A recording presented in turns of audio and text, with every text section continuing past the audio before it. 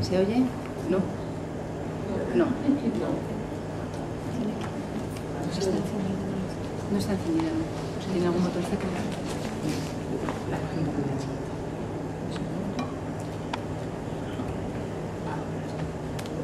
¿Sí? ¿Ahora? Vale.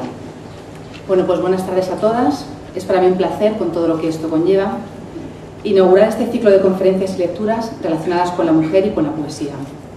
Mi misión, la que yo misma me he impuesto, es hablar del cuerpo de la mujer e intentar transfigurarnos todas un poco dentro de lo que esta media horita nos dé, ¿no?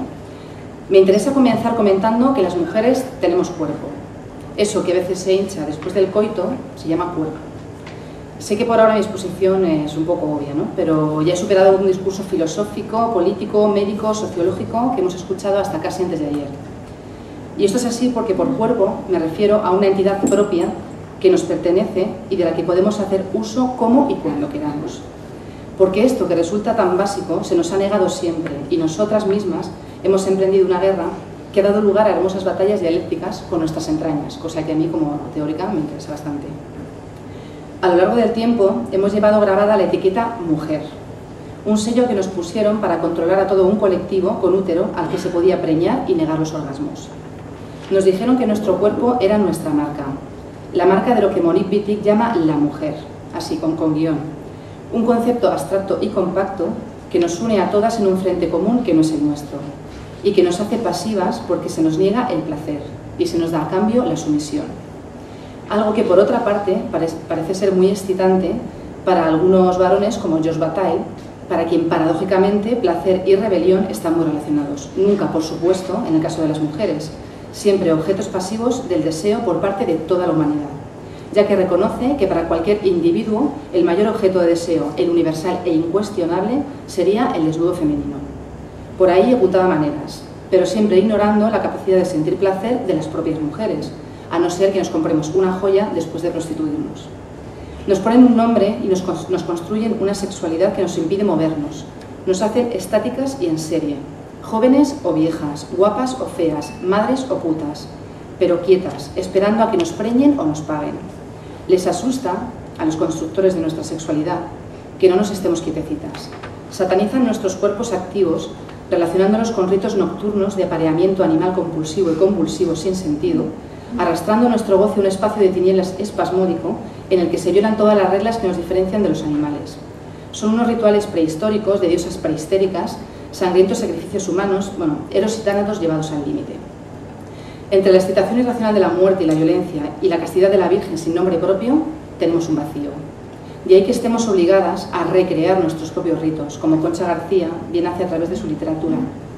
Nos da una pista con su libro de poemas Ya nada es rito, pues para ella los ritos son más bien acontecimientos o catástrofes, que no tienen por qué repetirse, pero que son sacralizados.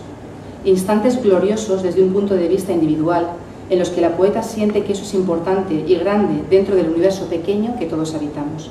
Las cosas son mucho más sencillas, como podemos ver en este poema que lleva por título Brevedad. Bueno, pone un poco, pero brevedad. Pedazo de amor que solo eso. Siendo un trocito, lo ambiciona todo, el muslo, la savia y hasta aquel gesto que no quería decir nada. Movimiento para la carne que se recuerda en cartas. Mientras dura el encanto, que es también el título de otro de sus poemas, hay rito. Pero un rito cuestionable, a veces feo y otras bello, pero siempre efímero. Un ritual nuestro realizado en nuestras sillas, sin tener que matar a infantes ni amamantar a corderos, sino muriéndonos nosotras un poco. El rito es nuestro rito. Y como hace Cristina Peri Rossi en su poema Via Crucis, se transfigura en el cuerpo femenino y el espacio sagrado en su realización de un ritual, pues el cuerpo es el templo y el sexo el rito. El poema Via Crucis. Cuando entro y estás poco iluminada, como una iglesia en penumbra, me das un cirio para que lo encienda en la nave central. Me pides limosna, yo recuerdo la tarea de los santos, te tiendo la mano, me mojo en la pila bautismal. Tú me hablas de alegorías, del Vía Crucis que he iniciado, las piernas, primera estación. Me apenas con los brazos sin cruz. Al fin adentro empieza la peregrinación, muy abajo estoy llorando. Mento tus dolores, el dolor que tuviste al ser parida, el dolor de tus 7 años, el dolor de tus 17 años, el dolor de tu iniciación. Muy por lo bajo te murmuro entre las piernas, la más secreta de las oraciones. Tú me recompensas con una tibia lluvia de tus entrañas y una vez que he terminado el rezo. Desde que Lucía Sánchez Saornil comenzó a hablar de forma explícita del amor entre mujeres y tuvo que hacerlo bajo un seudónimo masculino, ya suponíamos que el camino no iba a ser fácil, pues había que enseñar a andar a un cuerpo dentro de una textualidad en la que se sentía extranjero, un cuerpo de mujer que deseaba a un cuerpo de mujer. Ana Martínez Sagi también lucha consigo misma y con las palabras para abrirse paso dentro de una literatura en la que no encuentra representación y se quema en un deseo entonces doloroso y ambiguo, como podemos ver en el poema El deseo. Noche de insomnio negro, sobre un talud de cardos crispada me recuesto, en cada pliegue blando, recóndito del lecho, una espina de miel, un cuchillo de fuego. Incrustado a mi cuerpo tentáculo feroz y agresivo el deseo. Gritos broncos derriban murallas de silencio, sofocante me absorbe la boca que no tengo, mordaza de mi mutismo, pantera de mi desierto, hoguera de mi penumbra, abismo de mi tormento, en un rojo revuelo de combate sin freno, abierta, desmembrada, me consumo y me pierdo. En la noche demente, resucitada muero, en la boca quemada con los flancos ardiendo. Lívida madrugada cortará el aire denso y el rostro que persigo morirá en el espejo. Esto mismo, esta lucha interna con nuestro deseo, le sucede también a Pureza Canelo o a la joven Carmen Jodra-Davo, porque el proceso de creación para ellas es una búsqueda y a la vez un debate entre el bien y el mal. El rito de la sexualidad femenina, cuando sale de los labios de la propia mujer, constituye para muchos una herejía o incluso una mentira, pero el cuerpo de la mujer goza, también verbalizando y reestructurando su placer. Eros y Tánatos irrumpen en la poesía y luchan encarnizadamente para desestructurar los esquemas heteronormativos del acto sexual. Así Monique Wittig, en 1973, rompe con el cuerpo lesbiano la fórmula gramatical del género y parte en pedazos los cuerpos de sus amantes, literariamente hablando. En batallas poéticas contra lo que implica ser mujer dentro de un universo donde la heterosexualidad es obligatoria, como apuntaría Adrienne Rich en 1980. Nacen y mueren los símbolos, renacen de sus cenizas, del fuego del deseo, del agua. El agua que tanto miedo les daba a algunos, como a Bachelard, pues al no saber nadar podían ahogarse. Símbolo de vida y de muerte en sí misma, nos inunda la literatura. El agua es casi el componente básico de la literatura lésbica, en lo que a descripciones del acto sexual se refiere. Las mujeres somos mar, río, lluvia, charco, líquido, baba, saliva, y así nos vamos haciendo cada vez más viscosas y consistentes hasta llegar a ser flujo o menstruación.